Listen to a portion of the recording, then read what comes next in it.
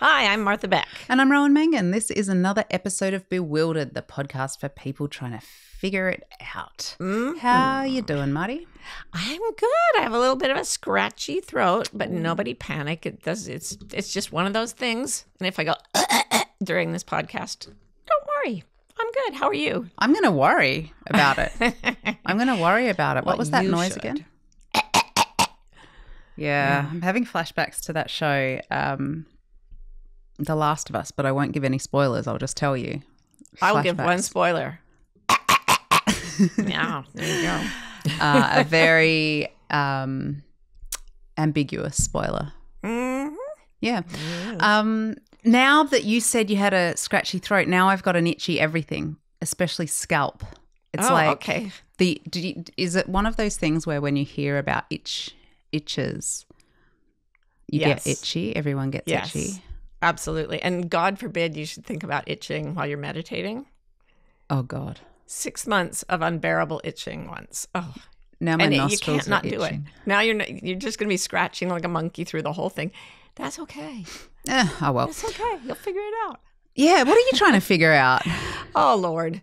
I am so codependent, Ro. I am ridiculously codependent. And here's why. Here's for why this week. I just went to the dentist who I had a cracking molar in the very back of my face. And she put in a crown. I have been crowned on my molar. Mm-hmm. And they make it at the dentist. They like file your tooth down, then they make a new one and stick it in. And then they say, bite down. How does that feel? And I bit down on what felt like the rock of Gibraltar. Like, what did you jam into my gums, woman? That's what I wanted to say, but I didn't say that. I said, it feels a little big. And she's like, no problem. Brings out her drills. How's that? Still kind of much. How's that? It's still too big. So like 10 times this happened. And the whole time I'm thinking, how many times can I make this woman do the same job? Now she's just thinking, I'm an excellent dentist. I like it to be perfect. I'm thinking, this is the 10th time. This can't go on. So when it was still a little big, I just decided I can live with that. I'll live with eternal discomfort rather than But I got used to it so easily, probably at the cost of throwing off my entire bite or something. Oh. And I could not say one more time, go back into my tiny, tiny mouth that they have to use pediatric instruments to work on and file down this normal-sized tooth until it is like my tiny, tiny head. Couldn't. That reminds me of that thing where I've probably talked about it before, but you know, where you're talking to someone and you can't understand what they've said. Yes. And you say, sorry, and then you still don't understand it. And then you say, sorry, one more time. And then you're just up shit creek. Like this, what can you do? But guess whether it sounded like a question. Me too. Or like, or a complaint. Oh, did you? You know, like you don't know. Right. Oh, I'm flashing back to meeting this Italian woman on the beach when I was like 12. And I told her I lived in Utah. And she kept saying, Utaleka.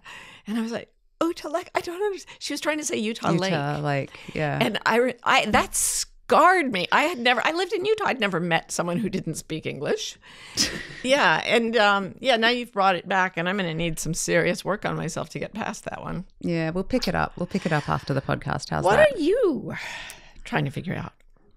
This is lame. I'll just tell you, this is a bit lame. But, you know, sometimes those fun thoughts you have as a teenager, this is going to be one of those things you don't relate to, Marty. I'm just thinking of all the reasons this is so wrong. Sometimes I forget that I'm in a foreign culture. And anyway, just say like someone as a teenager discovered weed and the kinds of thoughts that go along with smoking weed. There were weeds in Utah. I don't know what you mean. In the Lecker. So last night I'm walking past our daughter's bedroom door and she's counting in there, and she counted she counts to 10 brilliantly. I don't want to brag too much, but her 1 to 10 is even if there are only 3 things, she will count them to 10. Yeah, she will. But she was in her own space, in privacy, just pushing her limits a little bit. And after 10 immediately came, and I quote, "11." And which makes perfect sense. But It was like 11, and I suddenly got transported back to those kind of stoner days and stoner thoughts. And I was like, what if there could be extra numbers in between the numbers that we know about? And just no one's thought of it yet. And what could we do with all those extra numbers? Like if we knew about them and could harness them for good in the world? Amazing. I mean, we just have more. We could make machines. We could make things if we had those extra numbers in between the other numbers. Whoa, man. I thought you were going to say that she was counting like an Australian, because I find this absolutely charming. Dare you? Y'all count to 10, and I think you say 11 in the normal way. But first of all, we don't say y'all, we say yous. Yous. Okay, then yous go into this. 13, 14, 15, and then 16, 17, 18. And you've got 3 D sounds in the teen category. Mm-hmm. And I've heard other Australians do that. I find it charming and quaint in a very condescending kind of way. Yeah, no, I can really feel that condescension coming through. Could you count for us? All right. And I don't see anything wrong with this, by the way, but interestingly, I'd never noticed it before you brought this up. 11. Yes. 12. So far, so good, right? Yeah, I'm with you. 13. 14. 15. Getting there. 16. There you go. 17. It actually, 16, 17. I think the 16 got a bit of a D on it that time. 16, 17, 17, 17. It's like the D grows up into a T as you go forward. These things that happen when you're down there in the Southern Hemisphere for many years. It's amazing. You just have to, they had to ship some of their consonants overboard. They'd throw consonants overboard during a sea crossing. That must have been it. We'll be right back with more Bewildered.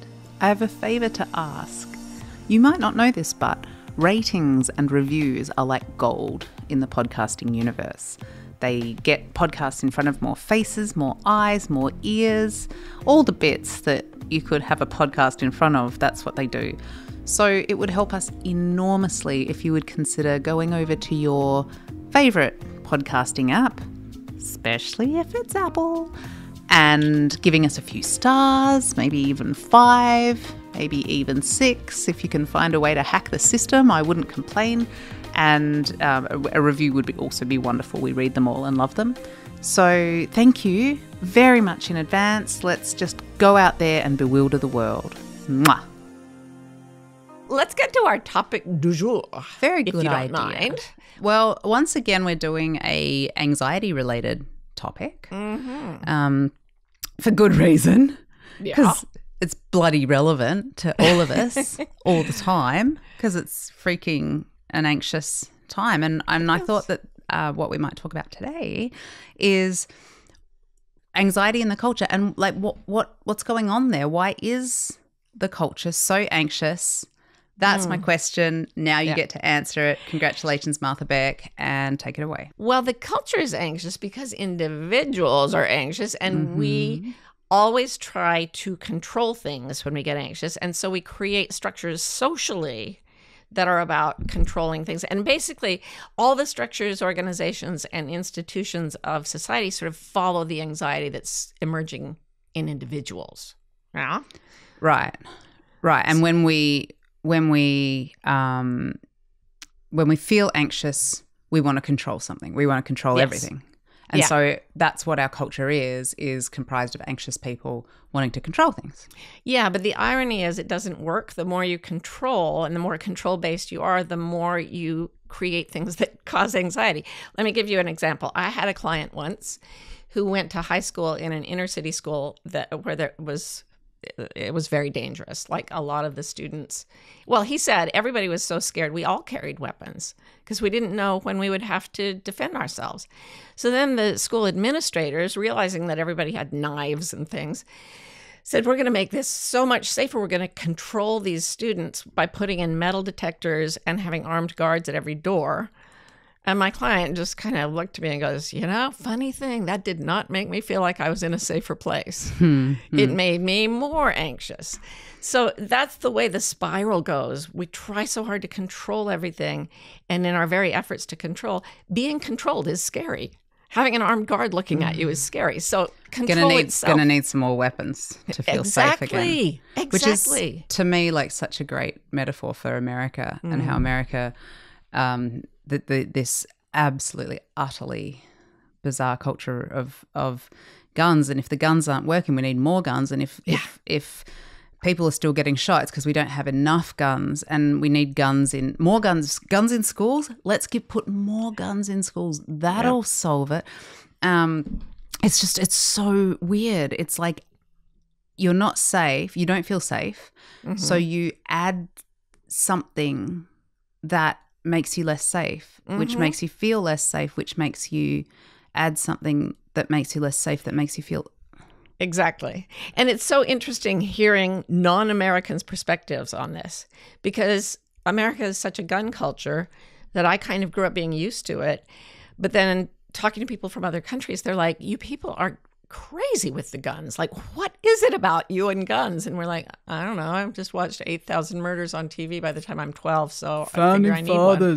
Founding fathers. We might get in trouble from pro-gun people out there, but I don't think there's too many in our listenership. They could shoot us. Not anymore. So the whole thing, did you see how I just had a fear reaction? Yep. Oh my gosh, they are armed and they're coming for us. What can we do? Oh, could I change the way I'm talking about this? Could we cut this out to control their effects, their reactions, so they don't hurt us? And now they're controlling me, and that is going to make me feel less safe because I've always got to guard against them. This is the way the brain works, and then it goes out and it can swallow the whole world like it did in the arms race it's ongoing arms race, but it really started right after World War II. And, going to elementary school, I was hiding under my desk to protect myself from an atomic bomb. Yeah, and the amazing thing about that time is that both the United States and its, its friends and the USSR and its friends were developed and made and hoarded enough nuclear weapons to completely destroy the entire planet so many times over, but they just kept adding them, because which is the same sort of safer. Psychosis. Yeah. There is. Oh no, we can only destroy the world 19 times with this. No, we can do it 25 times. We win. Yeah, I believe we can destroy this entire planet. Oh, for 25 times. Yeah. Absolutely. Yeah. Just need the right attitude. It's so funny because it's like the way that there's always this thread of maybe if we bought something, maybe I don't care what's wrong with you, scared, mad, happy, bored. Have you considered buying something? Have you considered buying a new shirt or a nuclear weapon? Like, it's the metal detectors in the school. We felt hang on. Yeah. We felt scared. Yes. So we bought things. Yes. Right? We bought another knife. Yes. Because we felt scared. I'll show you a knife. I'll show you a knife because we don't have any guns. We've just got really big knives because we're so different from Americans. Yeah, so then it's like retail therapy for your anxiety, but with assault weapons, right? Or nuclear weapons. It's so funny, but like what's fascinating not to be always the one who goes capitalism, but the war economy, so the Second World War, the war economy was amazing. It's what created the 1950s, was making a ton of, the prosperity of the 1950s in the States. And in the Western world, if you want to use that, after the war war economies are good. They make us rich. Yeah, and so so just the fact that we don't actually technically have a war anymore don't worry about that. We have what this is it's a cold, it's a chilly war. Yes. It's like, so don't just buy weapons, also buy a coat, buy a big hat. And it's just so bonkers. It's a war economy all the time. It is. And it's primordial. I mean, it obviously makes me think of squirrels. Of course. Because squirrels, part of the response to a fear thing for an animal that is a forager is to hoard. Yeah. So squirrels hoard huge amounts of acorns, and they actually fail to rediscover a full 80% of the acorns they bury. But in so doing, they create forests. Yeah, see? So we created a whole economy by buying more guns. Yeah, and then we plant all our atomic weapons, and so it that grows they can grow up into mushroom clouds. Oh, Yeah. this is depressing. Oh, God, there it goes. It's making me anxious. So, the kind of question that I always like to try and figure out when we have these conversations is like, how does an anxious populace group of people shore up or reinforce a culture? Like, why does the culture want us anxious is what I'm trying to say. It's almost like there's this little feedback loop. Because we're anxious, one of the rules of anxiety is stay anxious or you won't be safe. So if you're not on guard all the time, you won't be safe. So we, in a weird way, that part of all our brains wants the culture to control everything, and then the culture becomes something that wants to control us. And anxious people willingly submit to control. So the culture, as though it's an entity, but it's made up of all of us. We know this, but so the culture knows that if we individually feel anxious, we will more willingly let it control us. Yes, and then it can, You trade autonomy for protection. I mean, if you look at the feudal system in Europe or the samurai system even in Japan, there will be a lord and he has swords and the right to kill everybody. And then below him are the people growing the rice or the barley or whatever. And the peasants, whatever they call that, they willingly support the guy in charge because he's the one with the sword who's going to fend off the enemies and keep everyone safe. But they are controlled by him, and he's at the top, and he's controlling everything. Then you get maniacs. They're at the also top. feeding him. Exactly. They do everything for him.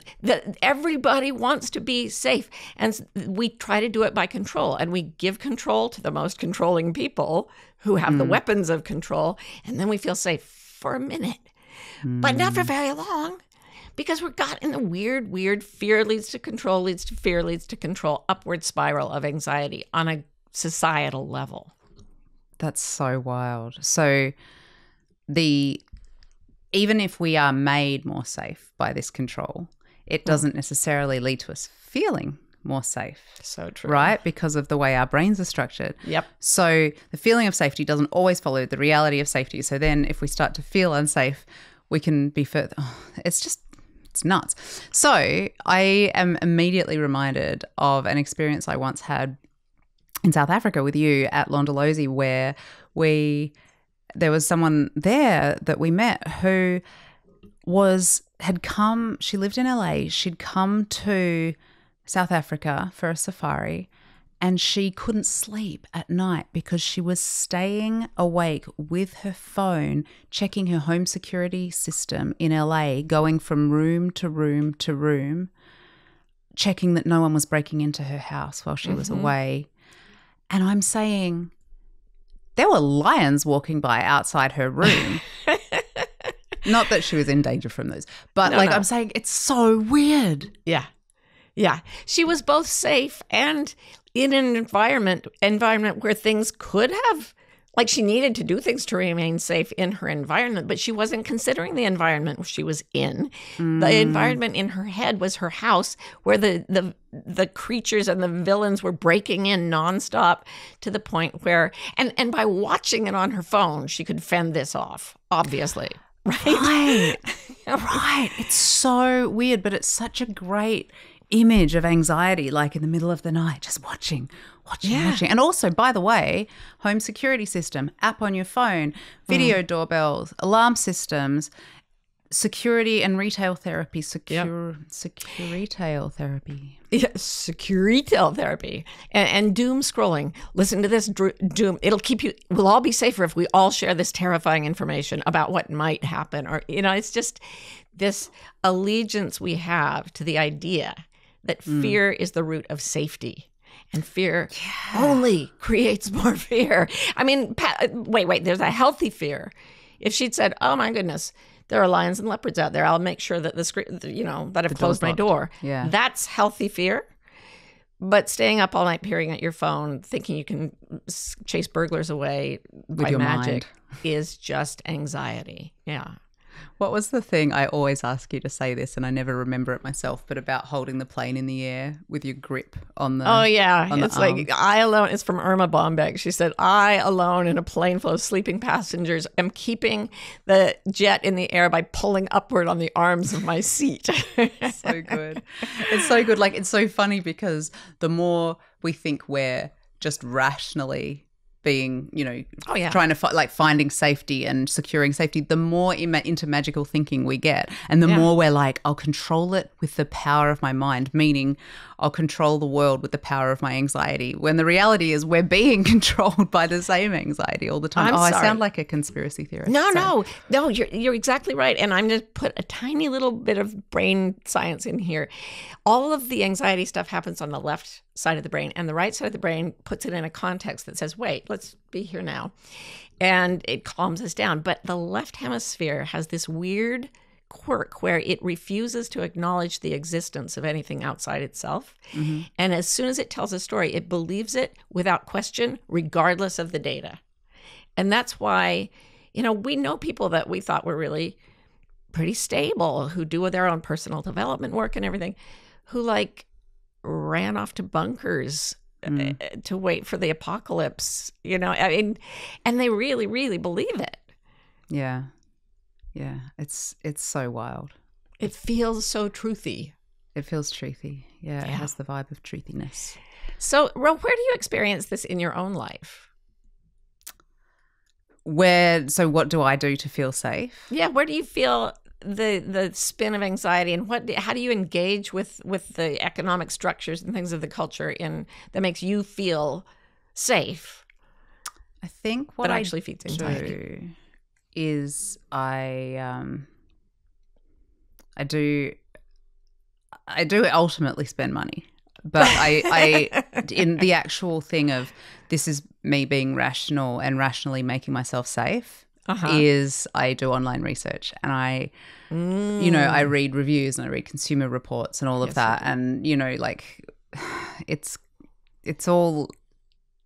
it's all keeping anxiety at bay stuff. And I'm so grateful because you always get the most safe things, and they really are safer.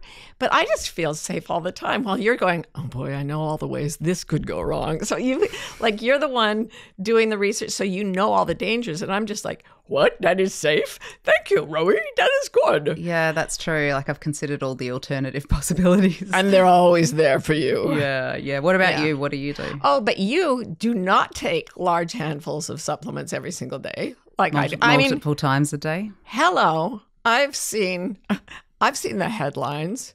Mugwort is good for you. Eat more turmeric. I buy turmeric pills. I literally take turmeric in pill form because it's supposed to be good for you. And that it adds up to literal handfuls of food items, but in pill form. Yeah. She has so many pills in her day. And it's going to keep me safe, man. Yeah. Anybody who takes as much fish oil as I do will live forever. Do you remember when we were going to buy a car and the whole thing about, because obviously cars are such a big one about safety in our society. And so we went to the showroom and this woman was explaining to us that this one car was so safe that if it got hit from the side, the way that it was structured on the inside, I It sounded very truthy.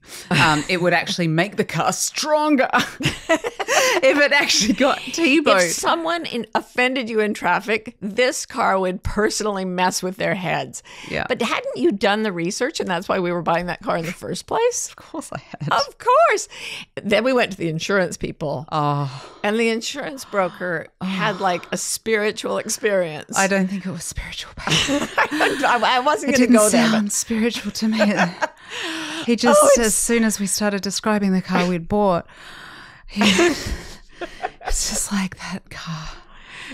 It's so safe. It's so safe. So safe. Oh, it's so safe. He was very happy about that. And that's not a bad, I mean, it is. We bought the car. It's good. But I have to say, I don't always feel when I'm, hurtling along the New Jersey Turnpike, I'm aware of it, Yeah. I'm aware of being a little person in space, and I'm aware that, like, whatever car you're in, it's when you're going fast and you hit something, it's not good. Yeah. Wait, go back.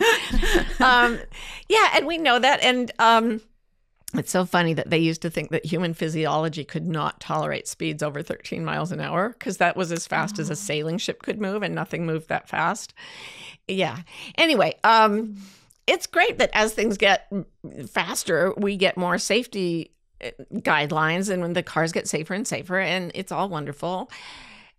Until it turns your life into an obsession with controlling every variable of fear, and you live guided by this tiny crunch of fear in your bones.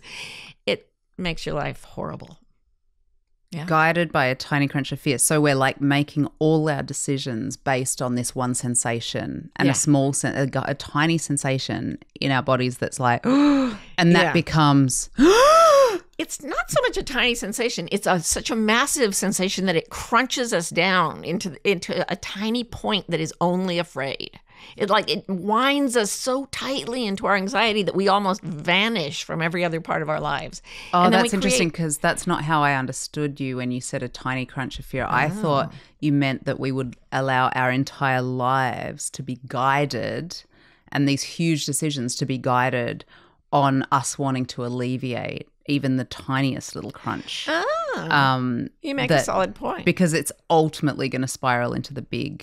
It works either way. We react to the tiniest fears with huge reactions, and then we have huge reactions that lead us to our tiniest decisions, and everything is just fear, fear, fear, fear, anxiety, anxiety, anxiety, broadcasting, replicating, fractaling itself into bigger and bigger societal institutions. Right. And then we aren't ever making decisions for ourselves or our families or our communities or whatever that are based on anything but anxiety. Yeah. And also like this desire to alleviate the anxiety that you currently feel in your body. Like, if I can just make this feeling go away, I'll sacrifice everything.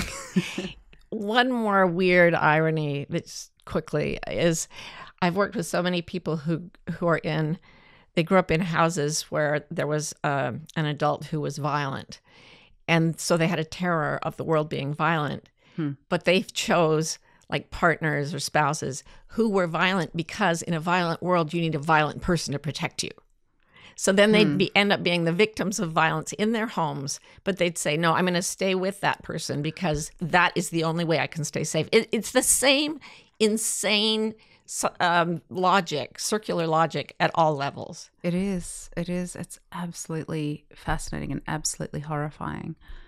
So, all right. So I have a pretty good sense of that. How do we come to our senses in this insane system? Well, obviously I have this completely figured out. But I do ponder about it, and I have some thoughts, and I'll tell you about them, and you'll tell me about yours in a minute. All right. How do we figure it out? Figuring out the culture of anxiety and how to do better. Not a problem. You kind of have to start on the inside. You have to begin by being the first one who's willing to work with your whole brain instead of just the left side of your brain. Bringing in the right side, which is all about the present moment and feelings of connection and curiosity. That is meant to balance the fear side of the brain. And the fear side of the brain doesn't want to let go. But if we say consciously, we're going to go to a whole brain way of seeing, then we're off to a good start. Read Jill Bolte Taylor's book. Right. So it's about like we're in this culture that's so dominated by this one extreme sort of way of seeing things, and you're talking about sort of integrating it. So it seems like there's two questions to me anyway. And one is like, there's the moments where we personally are feeling anxious, and how can we come to our senses in that sort of acute state of anxiety? Yeah. And then there's there's that sort of more general sort of thing that we talk about, like we're living in this culture. How do we live in this culture which is anxious? So, I think we know a lot of the stuff about what to do when you're in that heightened state. The immediate things are physiological. You kind of fake the physiology of someone who's not anxious. So you take long, slow breaths. You let your body shake or move, because shaking is the way animals process adrenaline and cortisol that are secreted when we're in a fight-flight state. The body wants to move, and if we don't let it move, if we don't let it shake at least, that fear gets trapped in our bodies, and it exhibits as long-term anxiety often. Yeah. Dancing is a huge one of that. Like I won't dance in front of other people, but I'll dance by myself. And I'm just realizing that that's the same sort of mechanism as shaking, right? Oh, absolutely. And I remember I once had a client who was a professional athlete, and he was also really brilliant and also very, very anxious. And he would work out all day long. And then he would go to clubs that had the heaviest of heavy metal, and he would do like headbanging dances. And I just thought, oh my God, that must be just wearing you down. But it took that level of noise and shaking and bashing and thrashing on the dance floor for him to channel all the adrenaline and other stress hormones that were constantly filling his bloodstream. So there are ways, every culture does that, some kind of dancing and shaking. But people in offices don't, right? We don't go there. Yeah. Okay. So once we've done those really immediate physiological things, you just drop into your sensory experience. That opens the right side of the brain, the whole brain, especially imaginative creativity that's not about danger. It's about maybe something fun in the future. And I've watched you do this. I've watched you use fun ideas about the future to sort of lighten a moment. I didn't even realize that was an expression of creativity. It's so amazing. So people who listen to this show a lot know I'm obsessed with van life. And recently I've also added the exotic train travel to my list of enthusiasms. And so I will gladly go off into fantasies about buying and restoring a van. She does. The reason I'm laughing is that almost every day she'll say something. We'll just be sitting there, and she's like Karen's always the doom and gloom. She's like, "Oh my God, do you know what's happening in X, Y, Z, or Z?" And then we all get nervous, and then Rose says, "Oh my gosh, this woman has the best van life," and she just goes off into this. And we were sort of going through the ideas for the podcast, and I said, "Well, you do creative imagination with van life," and she just went, "Oh, and this is a quote, I want to talk about van life at some length." And now I'm going to do so. I got so excited because van life, guys, van life. You get in a van. It's so cute, and you can decorate it yourself. Some people decorate it with rocks and crystals that they've found along their journey in the van. Well, okay, you're talking me into this because visual arts, decorating your van with crystals, and being in nature. Like we co-evolved with trees and other animals, and our nervous systems really calm down there. Just one sec before you go on to the evolution thing. Yeah. So some people decorate their vans with like messages from people they've met on the road while they've been traveling in their van. Some have toilets, some don't. Do you remember actually the other night, Marty, that I felt like, because I'd had a night where I'd stayed up and watched quite a bit of YouTube into the night about van life. And I felt like I was at the point where I was almost cheating on Marty and Karen with van life. And so I felt like the next day that when we had a sit down together, family time, I said, listen, I've got to tell you something. The whole van life thing, it's I really mean it.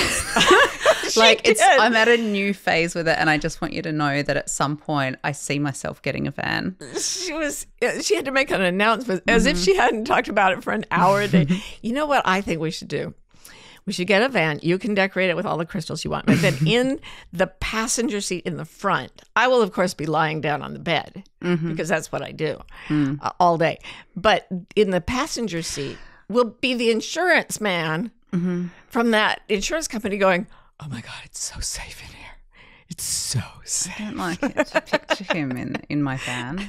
Okay, sorry. Yeah, I don't think vans are that. I don't know how safe they are. Anyway, don't worry. But Marty, just imagine if you could lie down on a bed in a van going somewhere while lying down. It's amazing. And it sounds a lot like homelessness. Say something about evolution or some shit. Oh, yeah. Anxiety culture, evolution. Yes. You are going to be. Did you see the Blair Witch movie? What was that called? Oh my God, yes. Okay, that movie was made with 2 sticks and $8. And it was basically a bunch of teenagers holding cameras to their mouths while they went, oh, I'm so scared. Look at my stick. Oh, I got another stick. There's a stick tied to a stick tied to a stick. Okay, so that's what your society is doing to you all the time. It's like, I've got 2 sticks and I'm in terror. And you will feel, your nervous system will tell you to get involved. You must, at the moment you feel yourself sucked into mindless fear, you have to go, that is just a tiny crunch of fear and I'm not going to take the bait. Yeah. That is so freaking funny because I genuinely thought when you started talking about Blair Witch that you were going to try and segue into how nature is really good for calming us down. And what we should really do if we're in anxiety is to go out in the woods like the Blair Witch Project kids did. And I was so looking forward to seeing how you were going to spin that out, and I'm disappointed. I'm just grateful that you didn't immediately go to, I will drive a van into nature and I will stay there forever. I'll tell you one thing. If they'd had a van, yeah, they would have been better off. They would have been fine. No, it would have gotten to them in the van. It's not safe. They could have driven away. That's the whole point. Traffic accidents. That is not as safe as our car. Could bump into a witch. But this is radically countercultural to say, everybody around me is nervous. I may choose not to join. So when we're talking about, we talked about a little acute anxiety and how to sort of manage that when we're individually in that state. But then there's the other question that I had for you was how can we resist anxiety culture generally and just the kind of return to our own nature as a way of life? Yeah, I think it begins with the sensation of being pulled off your own foundation by the anxiety around you, because society is going to be the Blair Witch Project. It's going to keep revving up your fear, and it will feel very true to you in some moments that you should join in. Because we can't expect society to change. We can't expect this perfect system to. But if you can drop in, like that woman in South Africa, if she just dropped in and said, okay, I'm in a room, it's safe, there are wild animals outside, there's nothing I can do about my house in LA, so I'm going to relax. That is the radically countercultural thing to do. You know, I actually think that here, as in a lot of the stuff we talk about, is that most of the battle is actually getting to that point of recognizing where the culture is invisibly working on us. Oh, absolutely. That it's not even that there's so much a process once you know. It's more like It's the process of learning to question the culture. So like that's what we do on this podcast is trying to make the invisible visible, right, when it comes to these kind of messages that we get. And so, you know, in a way, as a way of life, when you feel that tiny crunch of fear, it's like, take a minute, question it. Am I sure that I'm not safe right now? Right. From burglars in LA. Exactly. And that's so brilliant, because the very part of the brain that goes into fear, if you take a right turn, if you take a right turn, it goes into curiosity. So there's this psychiatrist named Judson Brewer who wrote Unwinding Anxiety, really good book. And one thing that he describes doing is taking really anxious clients in groups out into the woods with one of his colleagues. And they would wait, and everybody was like really anxious. And then he and his colleague would both just look in the same direction and say, And all of these anxious people would be like, what? And they would just say, And everybody would start going and looking, and their anxiety would be gone. Because curiosity can't coexist with anxiety. Curiosity steers you the other direction. So that am I sure I'm not safe right now is a perfect segue into a whole brain experience that's more balanced. So we just got to keep asking questions. So and say, and stay wild. We hope you're enjoying Bewildered. If you're in the USA and want to be notified when a new episode comes out, text the word WILD to 570-873-0144. We're also on Instagram. Our handle is Bewildered Podcast. You can follow us to get updates, hear funny snippets and outtakes, and chat with other fans of the show. Bewildered is produced by Scott Forster with support from the brilliant team at MBI. And remember, if you're having fun, please rate and review, and stay wild.